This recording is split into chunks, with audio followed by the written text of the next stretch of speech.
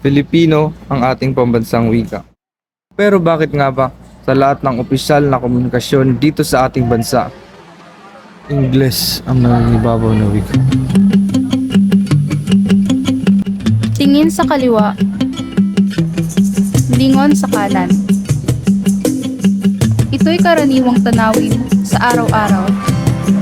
Pero kung bawal ang paninigarilyo, bawal pumarada kada gilid ng kalsada o bahay para sa upa.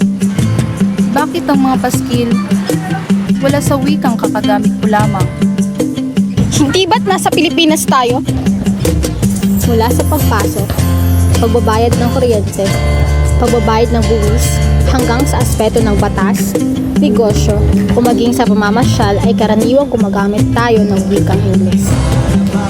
Ang wika ay palatandaan ng pagkakaroon ng identidad ng isang bayan.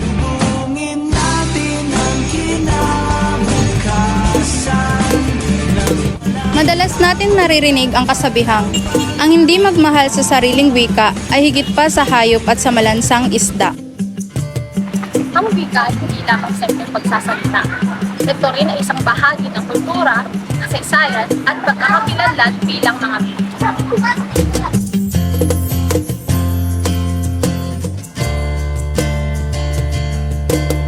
Ang wikang Filipino ay nagpapahayag ng ating mga damdamin, karanasan at pagkakaisa bilang isang bansa.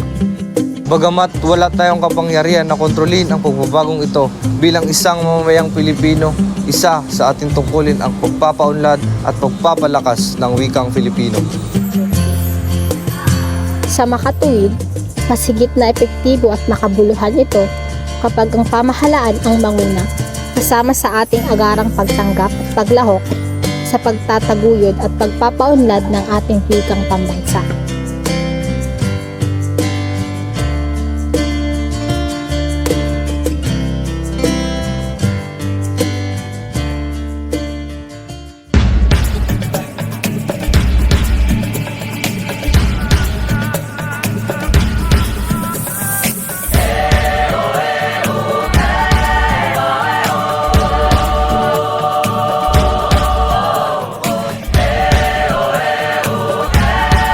Hindi masama gumamit ng salitang banyaga. Ngunit huwag nating kalimutan ang ating wikang pinagmulan.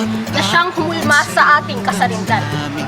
Ating Paulain, pagyamanin, pahalagahan, tangkiligin, mahalin. Wikang sariling atin. Dahil Pilipino ako, Pilipino kami, Pilipino tayo. Pilipino ako, Pilipino kami, Pilipino tayo. Pilipino ako, Pilipino kami, Pilipino tayo. Pilipino ako, Pilipino kami, Pilipino tayo.